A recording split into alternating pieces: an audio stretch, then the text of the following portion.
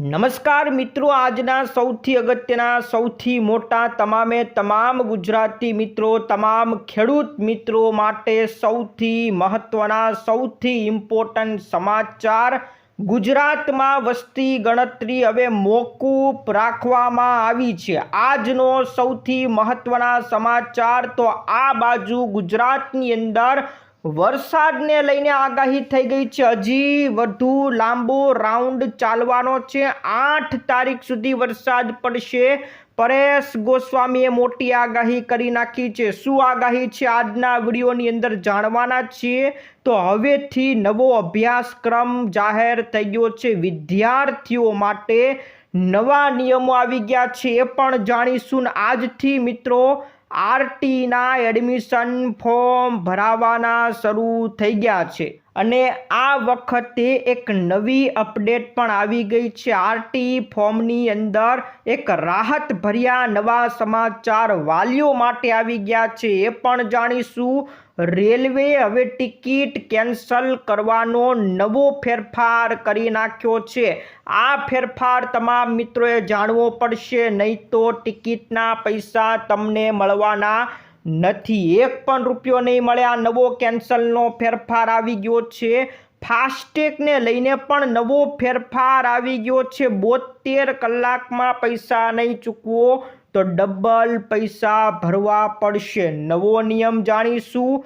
હવે 30 દિવસનો recharge plan દરેક કંપનીઓએ આપવો પડશે. આજના લેટેસ્ટ સમાચાર. 28 દિવસના બદલે 30 દિવસનો રિચાર્જ પ્લાન. રાહતના સમાચાર. તો રેશન કાર્ડ ધારકોને હવે 3 ગણું અનાજ આપવામાં આવશે. આ લેટેસ્ટ સમાચાર રાશન કાર્ડ ધારકો માટે છે.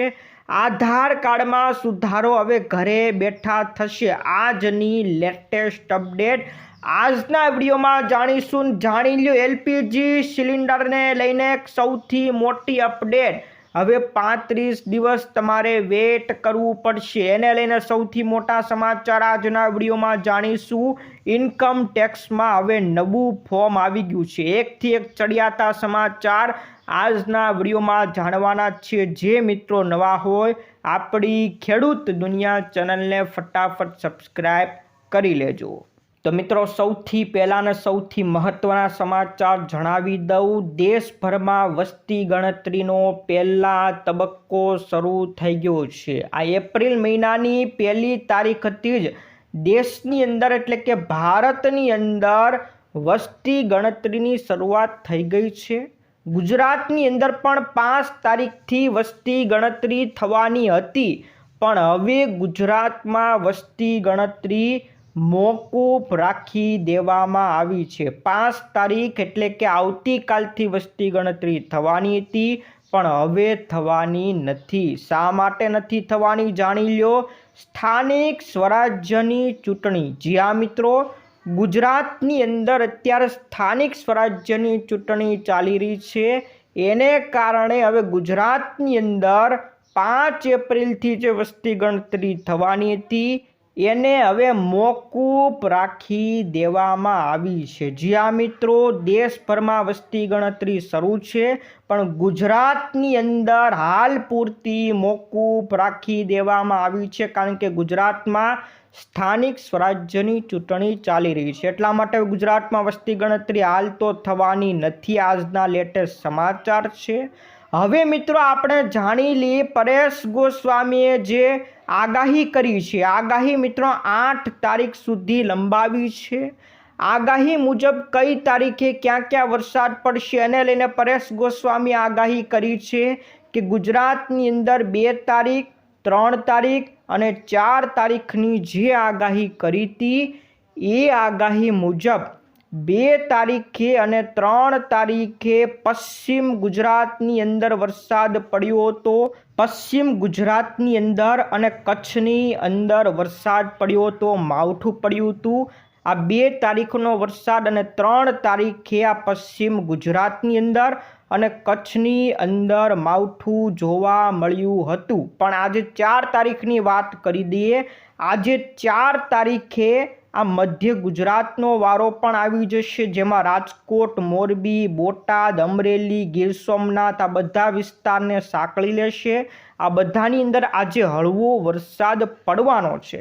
પણ આજે તીવ્ર વરસાદ જ્યાં પડવાનો છે એ વિસ્તારની વાત પરેશ ગોસ્વામીએ કરી છે કે જે મધ્યપ્રદેશને અડીને આવેલા જે જિલ્લાઓ છે, છોટાઉદેપુર, દાહોદ, મહીસાગર, ગોધરાનો વિસ્તાર છે, નર્મદા, રાજપીપળા, આ વિસ્તારની અંદર આજે તીવ્ર વરસાદ જોવા મળશે। જ્યાં મિત્રો આજે 4 તારીખના રોજ આજે મધ્યપ્રદેશ અડીને આવેલા વિસ્તારો મહીસાગર, ગોધરા, રાજપીપળા, નર્મદા, આ બધા વિસ્તારની અંદર, છોટાઉદેપુર વિસ્તારની અંદર આજે તીવ્ર માહોલ જોવા મળી શકે છે।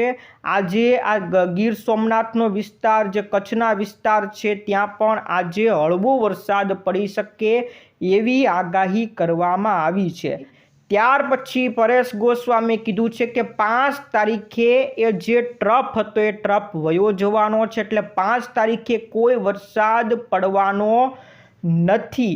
પણ પછી 6 તારીખથી ફરીવાર એક ટ્રફ આવવાનો છે અને 6 તારીખ બપોર પછીથી ફરીથી ગુજરાતમાં માવઠાની શરૂઆત થઈ જશે। એટલે 6 તારીખ બપોર પછીથી માવઠાની શરૂઆત થવાની છે અને ત્યાર પછી 6 તારીખ, 7 તારીખ અને 8 તારીખ, આમ 3 દિવસ સુધી ગુજરાતમાં ફરીથી માવઠું પડવાનું છે। 8 તારીખ સુધી ગુજરાતમાં માવઠાની અસર રહેશે।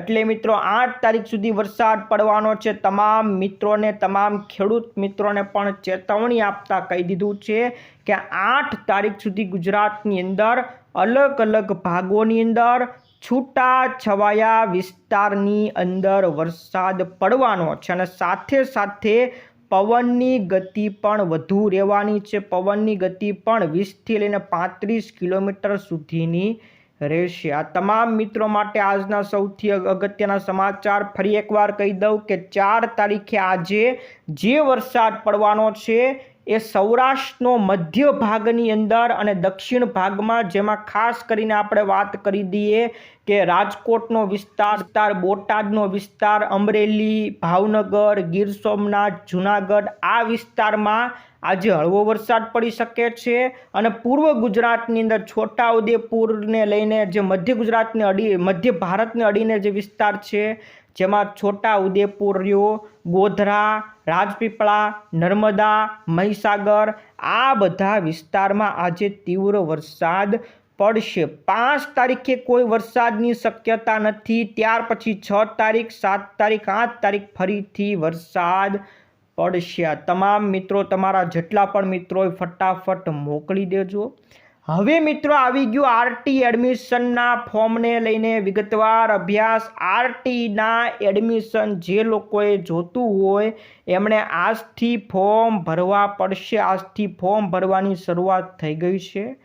આજે એટલે કે 4 તારીખથી ફોર્મ ભરવાની શરૂઆત થઈ ગઈ છે અને હવે 17 એપ્રિલ સુધી ફોર્મ ભરવાના શરૂ રહેશે। તમામ મિત્રો તારીખ લખીને રાખજો, તમામ વાલીઓ તારીખ લખી લેજો। 4 એપ્રિલ એટલે કે આજથી ફોર્મ ભરવાની શરૂઆત થઈ ગઈ અને આ ફોર્મ 17 તારીખ સુધી ચાલવાના છે। તો ફોર્મ ભરવાના શરૂઆત થઈ ગઈ છે, ફટાફટ ફોર્મ ભરી લેજો। અને આ વખતે નવું શું થવાનું છે તો યાદ રાખજો મિત્રો, આ વખતે પ્રવેશ માટે વાલીઓ પાસે પાળી પસંદ કરવાની પણ ઉપલબ્ધ રહેશે, એટલે કે તમે શિફ્ટ પણ પસંદ કરી શકશો। અત્યાર સુધી ફોર્મ ભરવામાં આવતું હતું, ખાલી માતા પિતા ખાલી શાળાઓની જ પસંદગી કરી શકતા હતા કે કઈ શાળામાં બાળકોને મોકલવું એનો વિકલ્પ આપવામાં આવતો હતો। એમાં તમારે ક્લિક કરવું પડતું હતું કે તમારે કઈ શાળામાં મોકલવું છે, એની પસંદગી હતી।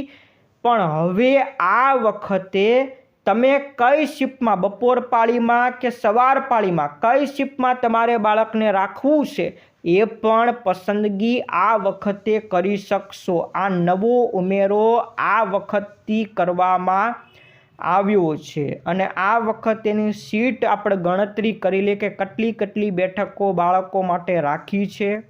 તો આ વર્ષની કાર્યવાહીની અંદર ગુજરાતી માધ્યમ માટે 41,411 બેઠકો અંગ્રેજી માધ્યમ માટે 40,262 બેઠકો, હિન્દી માધ્યમ માટે 2235 બેઠકો અને બાકી અન્ય બેઠકો 320 રહેવાની છે. તો ખાસ મિત્રો ગુજરાતી માધ્યમ માટે 41,411 સૌથી વધુ બેઠકો ફાળવી છે અને અંગ્રેજી માધ્યમ માટે 40,000 બેઠકો આ વખતે રહેવાની છે. નવું આ વખતે એ થવાનું છે કે તમે આ વખતે તમારા બાળકને કઈ શિફ્ટમાં, કઈ પાળીમાં, બપોર પાળી કે સવાર પાળી, કઈ પાળીમાં રાખવા માગો છો એની પસંદગી પણ આ વખતે કરી શકશો. તારીખ ખાસ લખી લેજો, 17 તારીખ સુધી ફોર્મ ભરાવાના શરૂ રહેશે. ત્યાર પછી મિત્રો હવે CBSE દ્વારા એક નવો અભ્યાસક્રમ જાહેર કરી નાખવામાં આવ્યો છે. વિદ્યાર્થીઓ માટે સૌથી મોટા સમાચાર છે. એ સમાચાર થોડાક લાંબા છે એટલે આપણે પછી આપીશું, પણ એની પહેલાં જાણી લો રેલવેની અંદર હવે તમારે ટિકિટ કેન્સલ કરાવી હોય તો હવે નવો ફેરફાર થઈ ગયો છે. આ ફેરફાર તમારે જાણવો પડશે, નહીં તો એક પણ રૂપિયો તમને રિફંડ મળવાનો નથી. અત્યાર સુધી મિત્રો કેવું હતું કે તમારી જ્યારે ટ્રેન ઉપડવાની હોય એ ટ્રેન ઉપડવાના 4 કલાક પહેલાં તમે ટિકિટ કેન્સલ કરાવો તો તમને રિફંડ મળતું હતું. પણ હવે મિત્રો યાદ રાખજો, ટ્રેન તમારી ઉપડવાની હોય એના 8 કલાક પહેલાં તમારે અગાઉ ટિકિટ કેન્સલ કરાવવી પડશે. 8 કલાક પહેલાં જો ટિકિટ કેન્સલ નહીં કરાવો તો પછી તમને એક પણ રૂપિયો રિફંડ મળવાનો નથી. 4 કલાકનો જે સમય હતો એને હવે 8 કલાક કરી નાખ્યો છે, એટલે કે 8 કલાક અગાઉ તમારે ટિકિટ કેન્સલ કરાવવી પડશે, નહીં તો એક રૂપિયો પણ રિફંડ મળવાનો નથી. હવે કેટલા સમયમાં કેટલા ટકા તમને રિફંડ મળશે એની પણ વાત કરી દઉં. તો ટ્રેન ઉપડવાના સમયના 8 કલાકથી 24 કલાક પહેલાં જો તમે ટિકિટ કેન્સલ કરાવો છો તો તમને 50% રિફંડ પાછું મળશે. એવી જ રીતના 24 કલાકથી 72 કલાક પહેલાં જો તમે ટિકિટ કેન્સલ કરાવો છો, એટલે કે 24 કલાકથી 72 કલાકની અંદર તમે ટિકિટ કેન્સલ કરાવો છો તો 75% તમને રિફંડ મળશે. અને 72 કલાક પહેલાં જો ટિકિટ તમે કેન્સલ કરાવો છો તો 100% તમને બુકિંગ કેન્સલ એટલે કે રિફંડ મળી શકશે.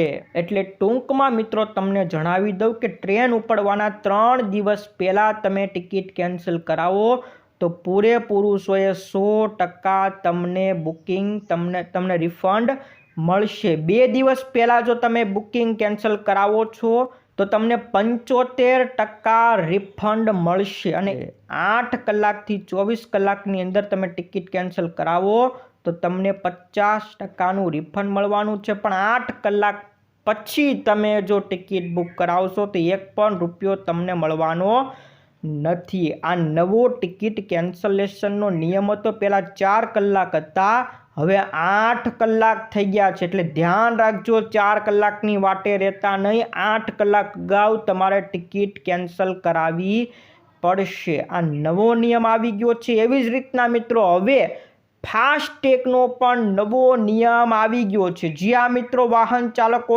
ધ્યાન રાખજો, 1 એપ્રિલથી ફાસ્ટેગમાં નવો નિયમ આવી ગયો છે કે હવે 1 તારીખથી ટોલ નાકે રોકડા પૈસા લેવામાં આવશે નહીં. જ્યાં મિત્રો રોકડા પૈસા 1 તારીખથી બંધ થઈ ગયા છે, ટોલ નાકે હવે રોકડા પૈસા લેવામાં આવશે નહીં. કાં તો ફાસ્ટેગથી તમારે પૈસા દેવાના છે, કાં તો પછી ફાસ્ટેગ ન હોય તો તમારે ઓનલાઈન કોઈ પણ માધ્યમથી પૈસા દેવા પડશે. રોકડા તો હવે કોઈ કારણે લેવામાં આવશે નહીં. અને મિત્રો હવે જો કોઈ વાહન ચાલક ટોલ ચૂકવ્યા વગર જ તમે ટોલ નાકેથી પસાર થઈ જશો તો ઇલેક્ટ્રોનિક ટ્રેનિંગ સિસ્ટમ દ્વારા તમારા મોબાઈલની અંદર મેસેજ આવી જશે, ઈમેલની અંદર તમારા ટોલના પૈસા આવી જશે. એ તમારા ઈમેલમાં જે ટોલના પૈસા આવ્યા હોય એ તમારે 72 કલાકની અંદર ભરવા પડશે. 72 કલાકમાં નહીં ભરો તો પછી તમારે ડબલ ટેક્સ ભરવો પડશે. તો ધ્યાન રાખજો, તમે ટોલ નાકેથી પસાર ભલે થઈ ગયા, તમને SMS તમને મોકલી દેવામાં આવશે. તમારા ટોલ પૈસા જેટલા થયા છે SMS આવી જશે.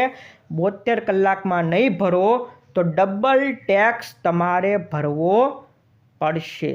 ત્યાર પછી એક રાહતના સમાચાર, ખુશ ખબર આવી ગઈ છે કે હવે 28 દિવસ જે તમારે રિચાર્જ પ્લાન હતા એ 30 દિવસના થઈ જશે. એટલે રાહત મળવાની છે, તમને 2 દિવસ વધુ વાપરવા મળશે.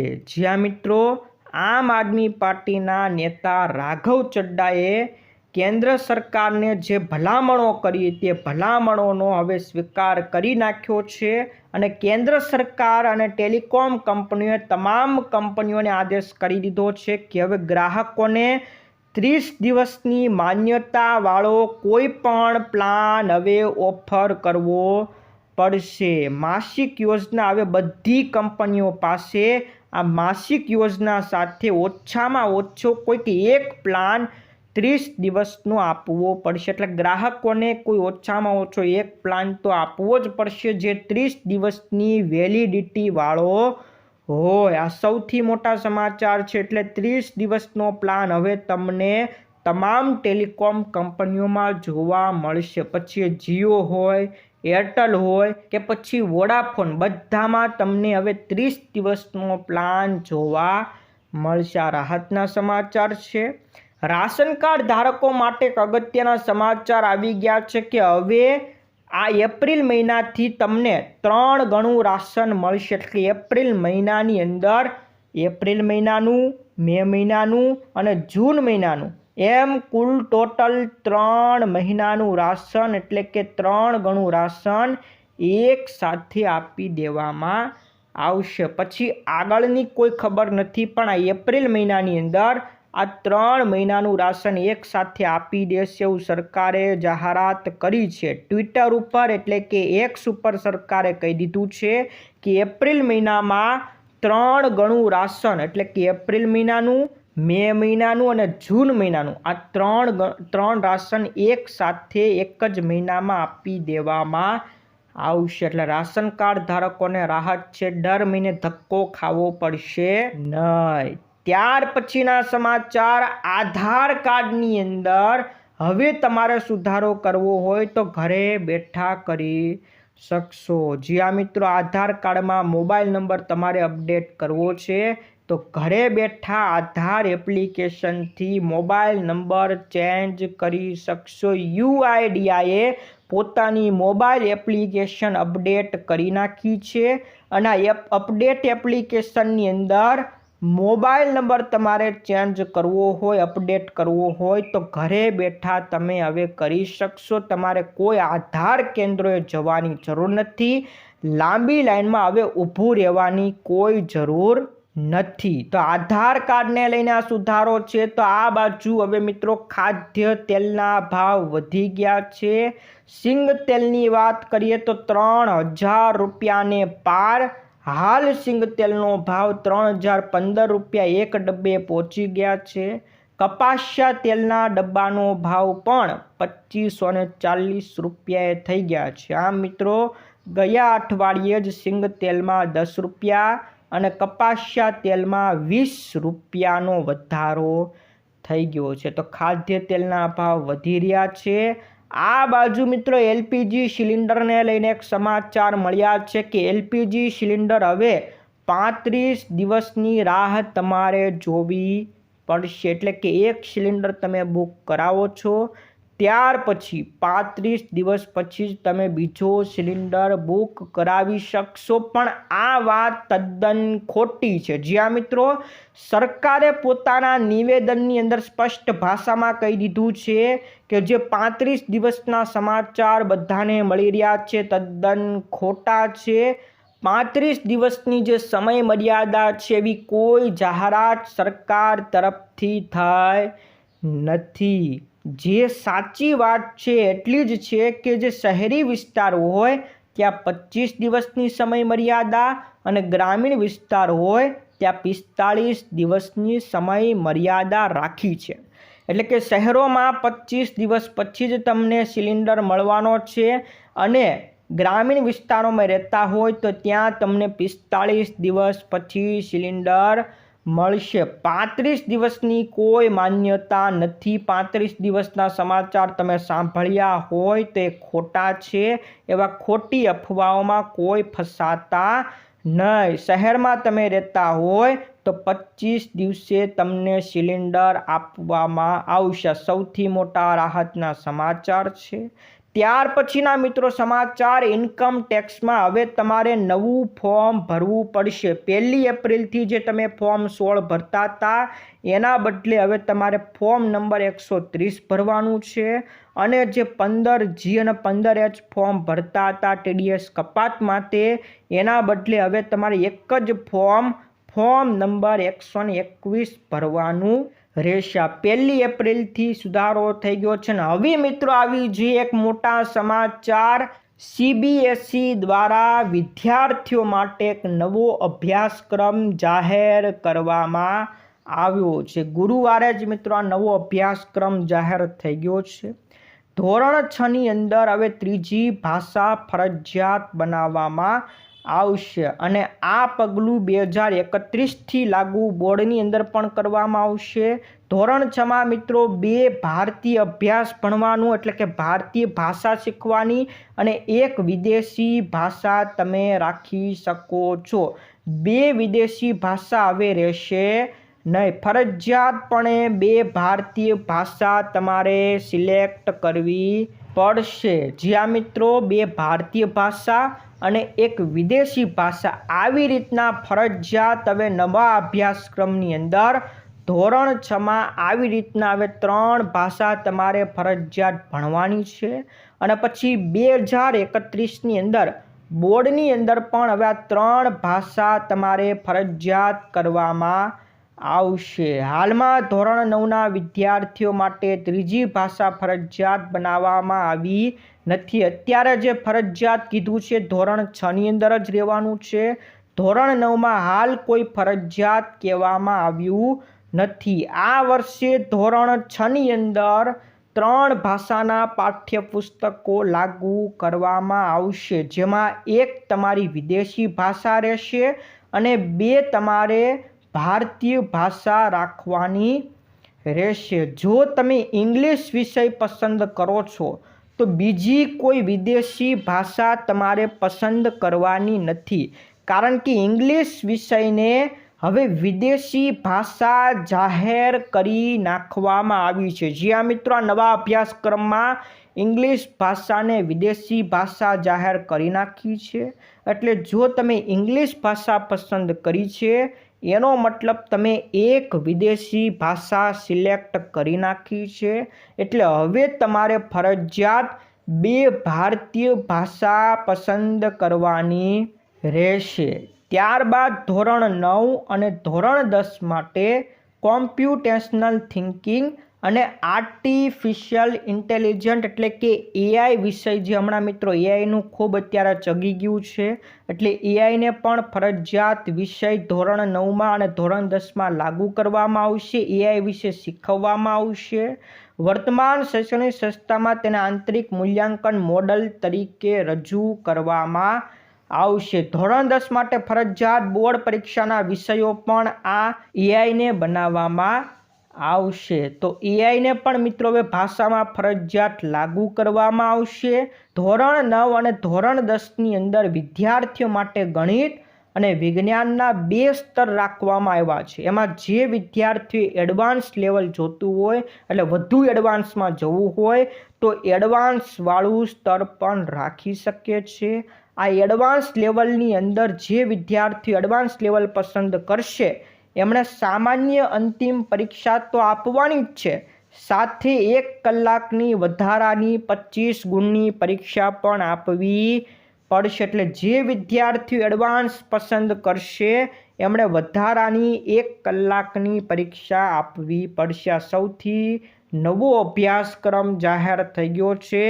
ધોરણ 6ની અંદર 3 ભાષા ફરજિયાત ભણવી પડશે। નવો અભ્યાસક્રમ, નવો CBSE અભ્યાસક્રમ લાગુ થઈ ગયો છે। આજના આ વિગતવાર સમાચાર હતા। આજનો વિડીયો ગમ્યો હોય તો વિડીયોને મિત્રો એકવાર લાઈક કરી દેજો। પરેશ ગોસ્વામીએ મિત્રો આગાહી કરી છે। આગાહી મુજબ 8 તારીખ સુધી વરસાદ રહેવાનો છે। આ 4 તારીખે મિત્રો આજે તીવ્રતા વધવાની છે પૂર્વ વિસ્તારની અંદર, જેમાં છોટાઉદેપુર, દાહોદ એ બધા વિસ્તાર આવશે। સૌરાષ્ટ્રના દક્ષિણ અને જે મધ્ય વિસ્તાર છે, જેમાં આપણે વાત કરીએ ભાવનગર આવી જાય, ગીર સોમનાથ, અમરેલી, રાજકોટ, આ બધા વિસ્તારની અંદર પણ આજે વરસાદ પડશે, પણ ત્યાં હળવો વરસાદ રહેશે। 5 તારીખે કોઈ વરસાદ નથી, પણ 6 તારીખ, 7 તારીખ અને 8 તારીખે ફરીથી રાઉન્ડ આવશે, ફરીથી માવઠું આવશે। તમામ મિત્રો માટે અગત્યના સમાચાર હતા। આજ માટે વિદાય લઈએ છીએ। ફરી મળીશું આવતા વિડીયોમાં। જય જવાન, જય કિસાન।